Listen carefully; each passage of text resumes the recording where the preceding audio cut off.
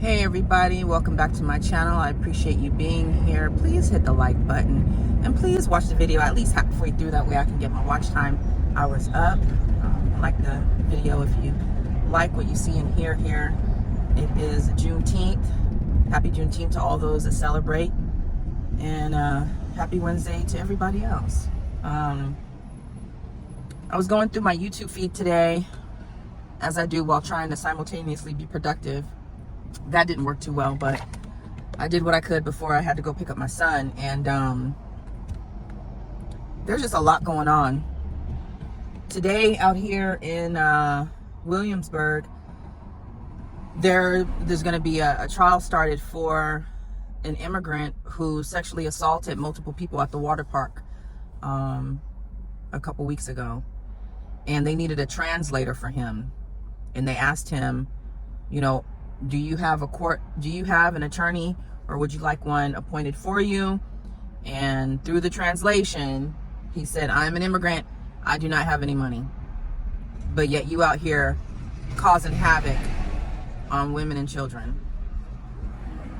Now, I'm not saying it doesn't happen with citizens of this country, but I'll be damned if somebody who literally does not legally belong here is committing these crimes. Like, to me, that's a travesty. Yet these people get first class treatment while the citizens of this country are currently being ignored. I literally just looked at a post where a woman says she spent all day crying yesterday because her homeowner's insurance went from $1,000 a month to $1,700 a month. I don't know what state she's in. I don't know if it's Florida. I have no idea where, but really? For home insurance? That should be a travesty against the law. Rent, food, all of the things. And yet, here we are. I feel like sometimes I'm living in the Twilight Zone. Like, I really feel like I'm living in just somewhere that's not reality, just because of how much it's devolved from 10, 15, 20 years ago. Like what the fuck is going on? When they say we're living in our last days, this has to be it. And just when I think it can't get any worse, it does. Every day I'm amazed at the things that humans do, and the people in power, the 1%, the ability that they have to just continuously, slowly kill the citizens of the United States. I'm amazed at it, and it's heartbreaking. But what I will say is that through the midst of all of these trials and irritations and things like that, we're still alive. We still woke up this morning. We still have breath in our body, which means we have another day to fight the system and to just do our best with what we have. That's all we can do, you know? I don't want to just get on here and talk about negative this, negative that, but it's everywhere, it's constant, and it's like, no matter how much you try to escape it by turning off the news or social media, it's still there. You know, I can live in a bubble in La La Land and pretend like I don't know what the hell is going on. But what good does that? What good does that do me? It doesn't. It makes me more of a target, I think, if I don't know what the hell is going on. Juneteenth celebration 2 days ago, Round Rock, Texas, close to Austin, which is my favorite city in Texas. 2 women are murdered, 14 injured. They just started blasting in the crowd. 2 beautiful black women. One was a lawyer, one was a teacher. One was about to be a grandmother for the first time, and the other is a mother of 3, all under the ages of 7. Gone. And it wasn't a white boy in a trench coat and an AK-47. This was a black dude. And we like to act like black on black crime doesn't exist. We like to act like, well, there's violence in other communities too. Yeah, it is, but guess what? That violence don't affect us like our own. Nobody ever said there's no violence in other communities. But when we're dealing with ours, we have to face reality and talk about what's affecting us. We can't just ignore the stuff that we're doing just because it's us that's doing it. This shit's got to stop. Now you got people don't want to have social gatherings and stuff. They're secluded to their homes, to their own little families and their own little bubbles, because that's who they trust, because they don't know what's going to happen or who might pop out or do what for why, because they having a bad day, or because they got laid off because the economy is full of shit, talking about we're hiring when really they're not. People that are overqualified can't even get minimum wage jobs, but yet the economy is boosting and there's jobs out there. There ain't no jobs out there. Don't let them lie to you. It's bullshit. What they're doing is, the few people that they did not lay off, they're making them work 3 and 4 people's jobs. That's what they're doing. Or they're hiring all part-time employees so they don't have to pay them benefits. That's what these corporations are doing. And then we want to talk about the unemployment rate in the black community. Well, that's part of the reason. The dollar ain't worth nothing. When I retired from the Air Force, I had a nice substantial amount of savings. I had 2 tragedies occur, and my savings dwindled a little bit, but not a lot. Since then, though, my savings is nowhere near what it used to be, because the dollar ain't worth shit. Everything has gone up. Inflation's up. The Federal Reserve is full of shit. And here we are. Here we are. Me alone, I can't do anything about it. All I can do is say and talk and get stuff off my chest and pray for better days. Stay out the way. Raise my son. Worry about me and him. But it shouldn't have to be like that. It really shouldn't. So anyways,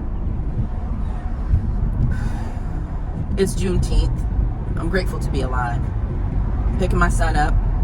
We're gonna go watch Bad Boys movie. I'll come back and let you guys know how it was. Matinee, $9 for me, $8 for him. We gonna go to 7-Eleven and get him a hot dog, some candy, and then when we go in the theater, I'll buy the large popcorn and a large drink for me and him to share. 2 straws, of course. And we gonna make the best of it. We gonna do it. We gonna be balling on a budget this summer. He's already been prepped. It is what it is. Listen, we got to do what we got to do for ourselves first. And then if you have extra, you can help others. But take care of your families, yourselves, as much self-care as you possibly can. Free self-care, like exercising outside, taking walks. Have your partner or your friend massage you. Meditation. Taking time to decompress, read, watch your favorite show, pray, things like that. That's real self-care. Getting your nails and your hair done, you know, that's self-care to an extent, because when you look better, you feel better, right? But real self-care starts here. So, do the best you can with what you got and keep pushing. Don't give up. We only got one life to live. Let's do the best we can with what we got. And the rest will fall into place.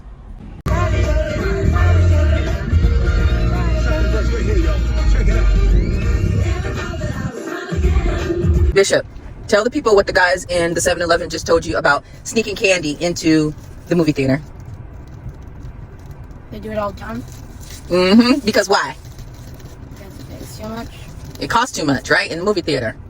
We ain't the only ones that take candy and snacks into the movie theater. I know that. Now you know, but you didn't believe me at first, huh? No, I already knew that. Oh, okay. So then why you get on my case about it, Mom? I don't think we should be taking candy into the movie theater. Why you say that then? That's not right. Huh? Aren't you not supposed to be allowed to do that? It is against policy, but the way the economy is going, I think we are well within our rights to take candy and snacks into the movie theater. Wouldn't you agree? I don't know what the economy is.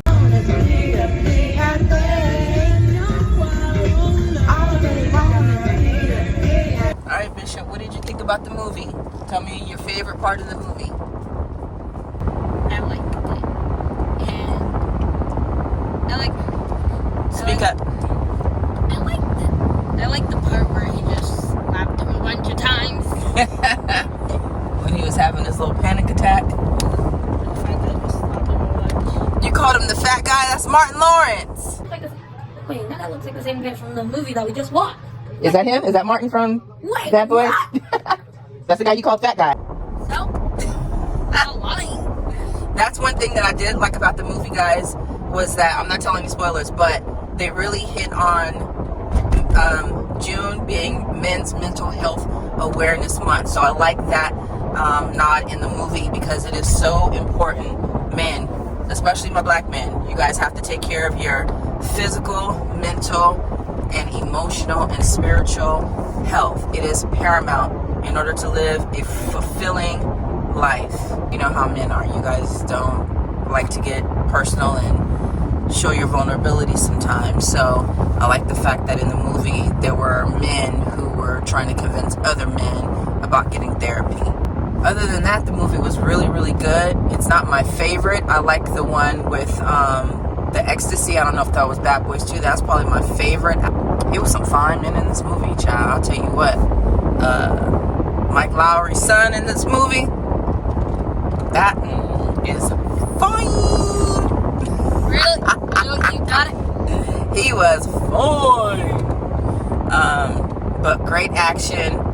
And I'm not going to spoil Reggie's scene, but Reggie made me proud. So anyways, that was a great movie. You guys should all check it out if you haven't done so yet. Thanks for watching this video. Talk to y'all later. What you got to say, Bishop? You can't say it loud like that? Like, really? I bet that this video can't get this in number of likes and comments. And scene.